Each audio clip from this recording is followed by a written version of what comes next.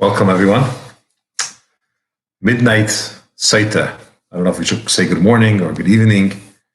Say good mayed. Hopefully, you all had a very good first days of your Pesach. We are going to begin the learning of Starting the Sotah, which is a volume of Talmud, of Gemara, which traditionally we learn between Pesach and Shavuos. Pesach and Shavuos has 49 days in between. As we know, we start counting the Omer. How many days are left, or how many days to go until we're going to celebrate receiving of the Torah. And there is a tractate in the Talmud called Sotah, which has also 49 dapim, 49 pages. And the Rabbi said that we should learn every day of this period between the Yom of Pesach and of Shavuos. We should learn the volume of Sotah. So I'm going to give a brief introduction and we'll get right into it. As always, please feel free to ask questions. If you're on Facebook or YouTube, you could put a comment in or in the live chat and I'll try to address it. If, for whatever reason, you're watching this not in live, maybe because it's 1 a.m. and you're watching it on the replay, you feel free to put a comment and I will try to address it. Also, one more thing, I would really appreciate if you could subscribe, like, share. Let's get the learning of Torah spread around far and wide. So here's the story.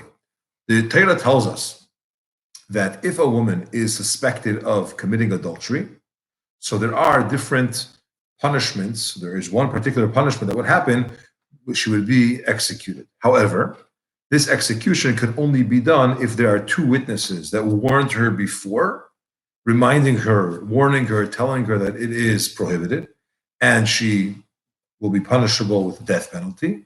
And these two witnesses witnessed her committing this sin. Otherwise, as in all cases of capital punishment, and really all punishment in Jewish law, you can't administer them without two witnesses that warned the person and saw them and could testify and be cross-examined in Jewish court that the crime was actually committed. Which, by the way, answers a lot of the questions that we have. How come there is a death penalty in Jewish law, and how come there's such strict punishment, and so on and so forth? It's not that simple for these punishments to actually be administered. But in any case, in our discussion here, if a woman was suspected of being an adulteress, which means there is no certainty about it, but there's an assumption, then there was a process called the Sotah waters. And this is biblically prescribed. She would go to first the local court, and then she would come to Jerusalem, to the high court, and she would be given a special mixture to drink. Throughout all this process, they ask her, if you want to admit to your guilt, if you're indeed guilty, you just have to separate from your husband. You won't get the normal ksuba, which is the normal money allotted to a woman who gets divorced. It's her right. But if she committed adultery, she doesn't get that ksuba money. And she doesn't get any punishment because there are no witnesses that are testifying against her. But if she's insisting on her innocence, then she ends up drinking this mixture of water. It was done in the temple. There's a parchment that's written on it, special parts of scripture, which gets erased in this water. And after that's done, she drinks the water. If she's indeed guilty, then she suffers a terrible death. And by the way, the one who she sinned with, the adulterer, also wherever he is, let's say he wasn't caught and so on, he also suffers the same death at that time. The majority of the volume of Talmud that we're about to begin discusses this situation when we're unsure if she committed the sin. And let's go straight to the Mishna. Here's what happens. The Mishna tells us, I'm going to say some of the Hebrew and then Aramaic, and I'll explain. If a person warns his wife and he tells her, I don't want you speaking to so-and-so. I feel there's some kind of relationship building, whatever it may be. I don't want you talking to him. Rabbi Eliezer says, he should warn her with two witnesses that actually can testify later that she was warned by her husband not to be with this particular individual. And then he could administer the or get the court to administer this water based on one witness that saw her in seclusion with this person who he warned her not to be with. Or even himself, if he comes to court later and he says, I warned her, as these two witnesses have seen, not to be with this person, not to speak to him. I saw him and her go into seclusion, then that's enough of that warrants to forcing her to have to drink this mixture to prove if she's innocent or guilty, unless she wants to admit on her own that she's guilty, and then she would not have to drink it. And again, she would not be subject to punishment because two witnesses did not see her commit the sin, or frankly, even be in seclusion. So Rabbi Eliezer is of the opinion you have to have two witnesses that see her being warned, and one witness that sees her secluding with this man. Rabbi Yeshua argues in the Mishna, and he says, indeed, you have to have two witnesses when he warns her. However, umashke al pishnayim, the second with the drinking also has to happen. Also has to happen based on two, meaning you have to have two witnesses that not only did they see her, but unlike the first opinion that one witness is enough to come and say, well, she violated the promise, the warning. More than that, he says, no, you have to have two witnesses that see her violating. The husband can't just show up and say, I warned her and I have two witnesses for that. With the seclusion, nobody was around. That wouldn't be enough. Okay, so just to summarize, we have two opinions in the Mishnah. Rabbi Eliezer was the first opinion, says you need to have two witnesses that see the warning take place, where the husband warns his wife not to speak to Mr. So-and-so. And one witness is enough, and frankly, even the husband could be the witness that sees her be secluded despite the warning. And Rabbi Yeshua argues with him, and he says, no, you have to have two witnesses in both cases, in both stages, in the warning and in the seclusion. And only then could the husband insist that her husband be given these Sotah waters, which will prove if she's innocent or guilty, by the Jewish court in Yerushalayim. The Mishnah continues, Keitzad mekanela. What does it mean that he warns her? How does this warning happen? He tells her in front of two witnesses, Al tidabri imishplaini, do not speak to Mr. So-and-so. And she went ahead and spoke to him anyways. She is still allowed to be home, in other words, to be with her husband. She's still allowed to eat truma, which is, if she was married to a kohen, there are certain foods which is part of the tithing process, which belong only to the kohen. It's considered to be holy food. And just because she violated the warning and spoke to this person, she could still be home and she could still eat from that food and so on. However, once if she went into seclusion with this person, and she stayed with him in seclusion enough time to defile, to cohabit with her, then then she is prohibited to live with her husband. She's not allowed to eat of this truma food. But if she passed away, then I'll explain that in a minute. Just to clarify, all of this discussion is about a willing commitment of adultery. But if it was by force, if it was rape, then in such a case, these laws obviously do not apply. She could still be with her husband and so on and so on. This is a very particular case where the wife was warned in front of two witnesses and she did it anyways. And there are two witnesses that saw her do that, or at least one witness, according to one opinion, that saw her violate this warning. Then she would be subject to have to drink this water. Now, if he passed away.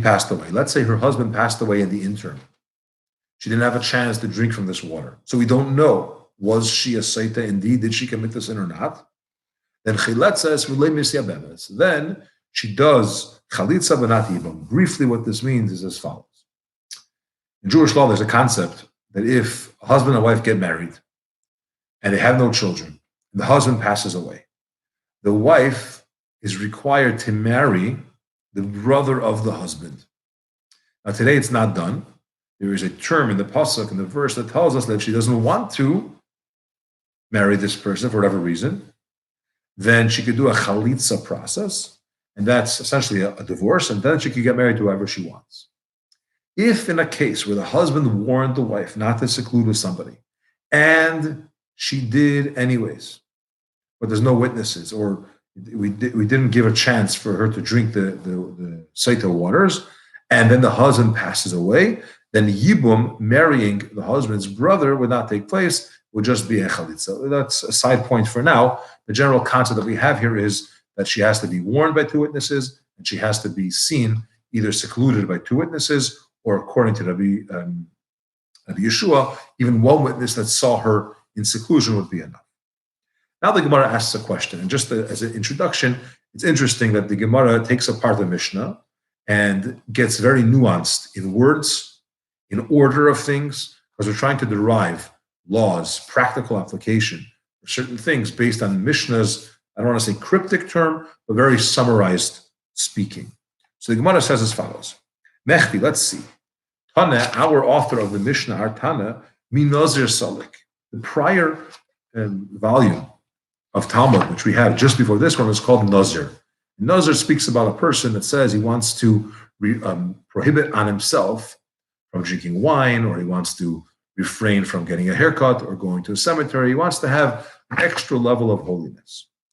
So why, we just finished learning Nazir, why did we get to the laws of Sotah right after that in the Talmud? Why is this volume, this Masechta, placed right after Nazir? The Gemara says, my Tana the Katani Sotah, what did we learn there that we went straight into Sotah here? Kid Rabbi. And the answer is like Rabbi explained. Tana, we learned, Rabbi tells us, why is indeed in the Chumash the laws of Nazir put next to the laws of Sotah, right? The laws of a person refraining from himself from drinking wine or going to a cemetery or cutting his hair. Why is it next to juxtaposed to Sotah? To tell you, Shakol Hareya Sotah B'Kil Kula Yazir Atzay Min Hayayin. Anyone that sees the Sotah woman in her disgrace, the Sotah woman disgrace is a whole process of in the temple what they did to her, and they uncovered her hair, and essentially she was humiliated. And the reason for doing that was because the goal was to get her to admit. If she doesn't want to admit, not through torture, heaven forbid, or force or anything like that, but through a process of exhaustion, just taking her through a roundabout way and having her stand in a certain way and hold an offering and so on and so forth. The point was, get her to admit, because if she admits, then she won't die. There's no witnesses, she could go home. Not to her husband, but she could live free. And so the Rabbi said, anyone that sees a woman in her disgrace in connection with the Sotah situation, Yazir Atzmai Min Hayayin, he should hold himself back from wine. Why? Because wine, drunkenness, leads to various different things, and among them it could lead to promiscuity, and this is what happened with this Nazir woman, so the Sotah woman. So the connection between the prior volume that we just left, Nazir, and the one that we're talking about now, Sotah, is because they're related, right? If someone sees this issue with the Sotah, he should hold back from drinking wine. Be careful not to get drunk. It should be a warning for you. In fact, the Gemara, if that's the case, then do it the other way around. First do Sotah and then do Nazir.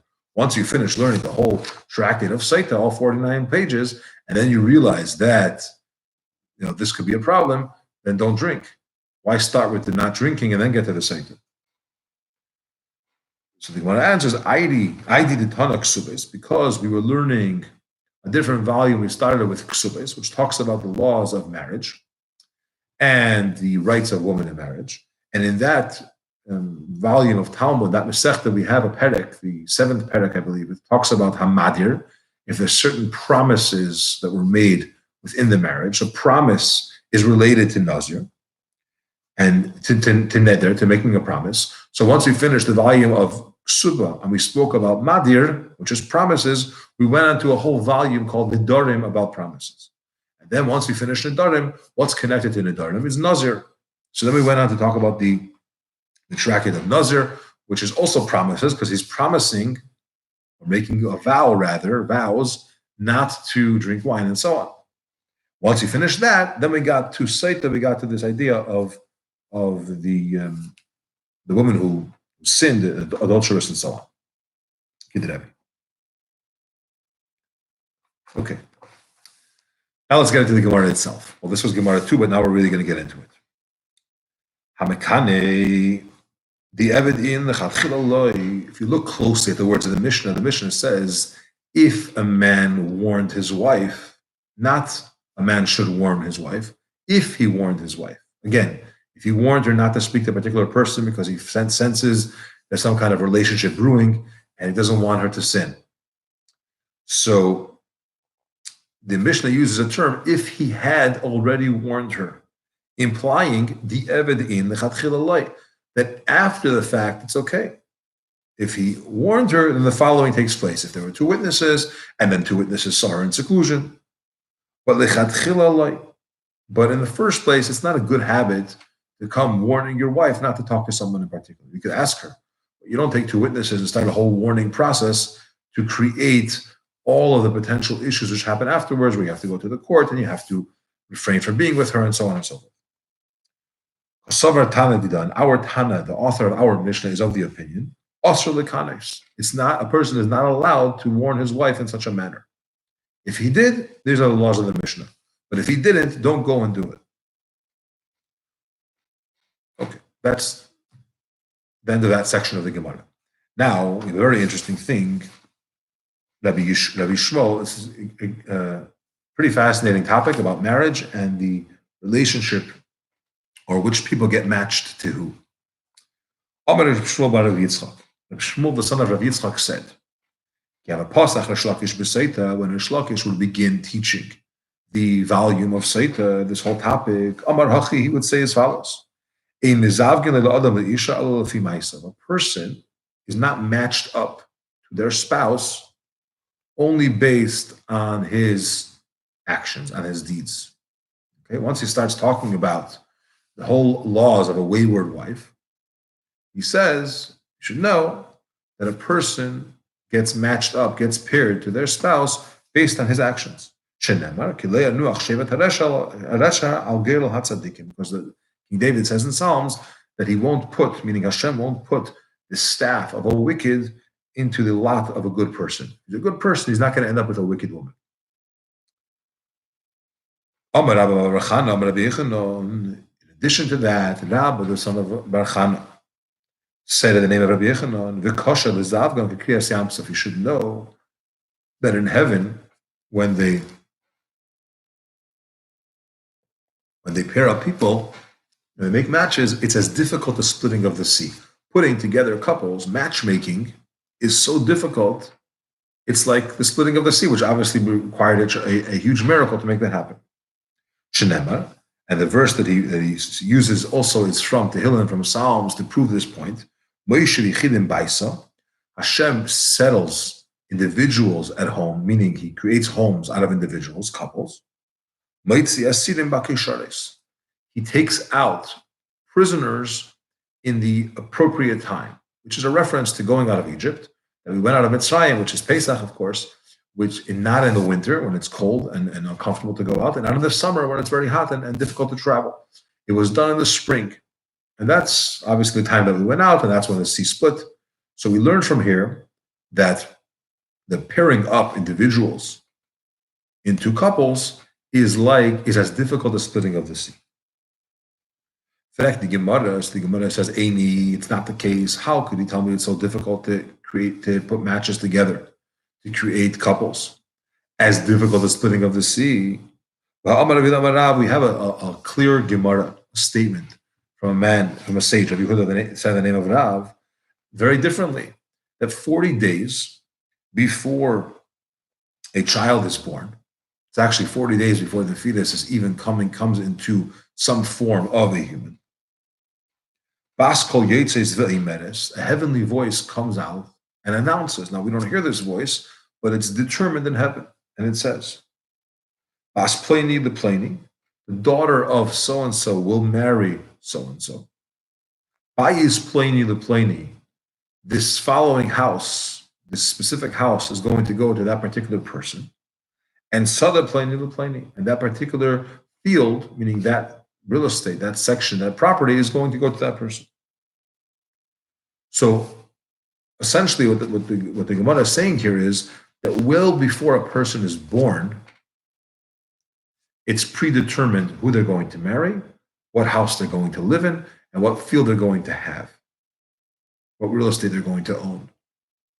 So why do you come and tell me that it's so difficult? And it's like what happens is like this. You have two individuals destined to get married to each other, right? Now, these two are put together. It's very difficult. It's like splitting of the sea, especially if one is good and one is bad. And you're not going to give the good person the one that was destined for him because he was bad.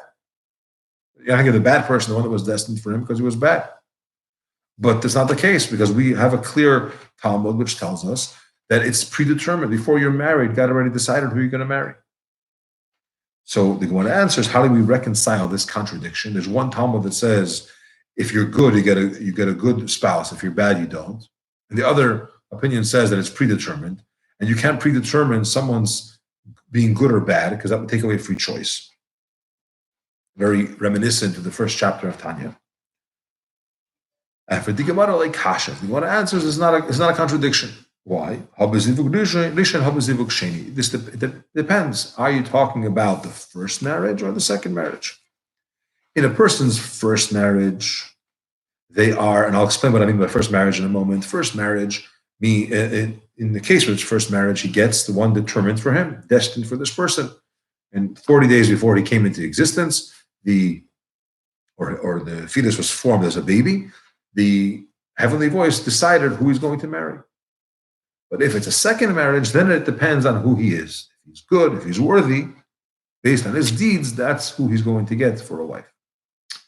There are different opinions here, and there's some opinions that explain this to mean first marriage and second marriage, meaning getting married very young, before they sinned, and second marriage means later in life. Another opinion is that it's only if both spouses are getting married for the second time. But if one of them is getting married for the first time, and this is their destined one, and that's the one that's not dependent on their actions and their deeds, but it was declared before they were born. There are many other opinions in this whole discussion, but suffice it to say that there's two ways of looking at it. A person's person's spouse is declared before they're born, and the second one is that it's as difficult as splitting of the sea because bringing two people together, which either are not meant originally to be next with each other, or the fact that they're individuals and you're combining them, that is as difficult as splitting of the sea. Again, I want to encourage, if you have any questions, I know it's 1:10 in the morning, but let's continue. Okay. Now we had in the Mishna, the following section of Gemara is going to explain the Mishna that we began. Rabbi Lezer said,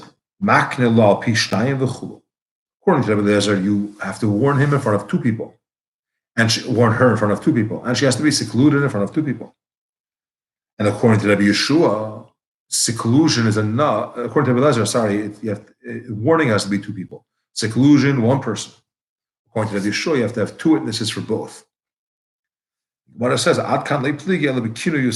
this whole discussion, this whole argument, if you have to have two witnesses for the warning and for the seclusion, or one is enough, is only regarding the warning and the seclusion.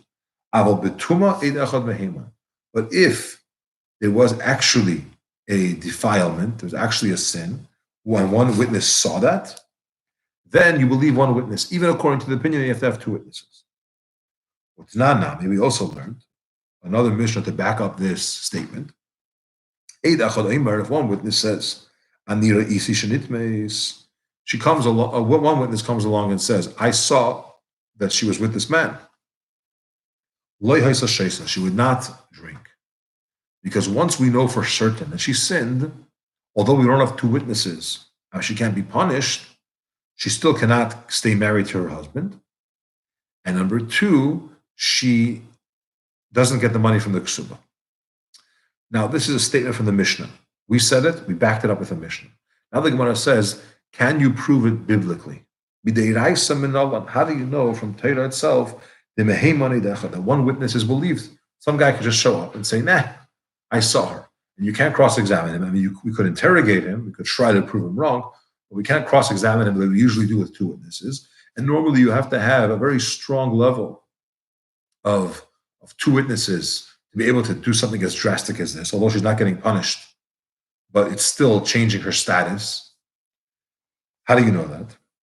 The Gemara says we do know this biblically. Because we learned in a Mishna, in a Brisa, the verse says there is no witness. The verse is talking about the verse is talking about, the pasuk is telling us when you have two witnesses. Maybe when it says a witness is not there, the verse means you don't even have two witnesses. You don't have two witnesses. Why do you say, sorry, we learned the pasuk is talking about two witnesses. You don't have two witnesses. In fact, the Gemara, maybe it means only one witness. You don't have one. Because the verse says and we learn from the fact that it says obviously I know it's one. Why do you have to say echad? If it really meant one, why are you saying the word echad? This is teaching you a principle regarding any time Torah speaks about witnesses. Shenemar, kol mokem shenemar eid. Any time the Torah says eid, this means two witnesses. So we learn from the words that Torah uses in connection to witnesses that any time Torah uses the word eid, although eid is singular, eidim would be the plural, because he says eid and he doesn't say eidim, we learn from here that whenever it says eid, it means two, unless Torah specifies. And Torah says she doesn't have two witnesses, there's only one in our case. She wasn't forced, meaning it was willingly asura. She's prohibited. But if not, if we wouldn't say I would have thought, I would have said, that the aid of a seita is only one. And if you want to say there isn't even one of my mitzvah, how could she become prohibited? We still need this to teach you. We still need to tell you that there was one witness, because I would have thought I would have thought that we don't believe one witness at all. So we have to have this learning that one witness means that over here it means one witness, and if one witness saw her, then she would not drink from the Sotah waters.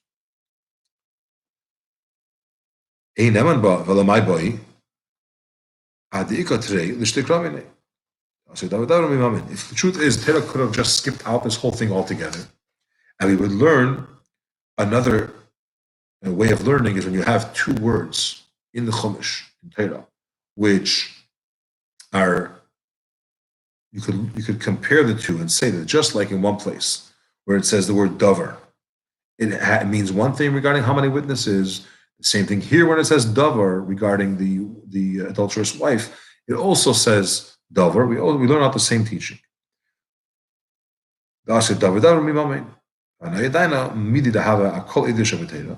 That just like all witnesses in the Torah, you have to have two. Similarly here, you have to have two witnesses. So why does the Torah have to tell us aid if it doesn't mean one witness? It's Sotah. I would have thought that Sotah is different than Aglayin Davar. I would say, normally in Jewish law, you have to have two witnesses. But in our case, by a Sotah, it's different. Why is one witness enough by a Sotah? It's not. Why would I think that? In Talmudic logic.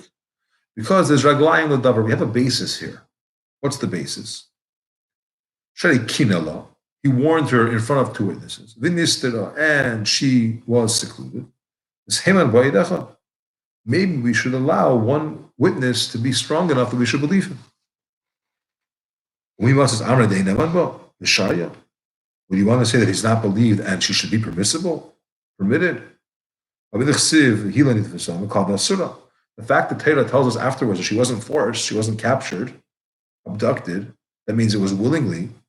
What we're really implying is that therefore she's prohibited, because if she was captured, meaning it was against her will, then she would not be allowed. So we say, no, I still need that teaching of one witness. I would have thought that one witness is not good enough because there are two. And by two, it's also not good. And even by two, it's only because by nifsa. Kamash Malan, that if you have one witness, this one witness who sees her in sinning with this man, causes her not to drink anymore. The summary here is that when you have one witness who sees the seclusion, sees her sinning in the seclusion, even though you don't have two witnesses, she does not drink anymore, meaning she won't give her the Sotah waters, and she is not allowed to be with her husband anymore. Okay, I'm going to end here for now. We're in the middle of the second side of the first daf, and God willing, tomorrow we can finish this and catch up, because every day we do two, and we start the second daf on the second day of Sfira. Tonight we count to the third night, so I hope to catch up tomorrow and finish, and maybe it won't have to be at midnight. Have a wonderful evening, and all the very best. Happy Pesach. Again, subscribe, like, share. Good Tanakh.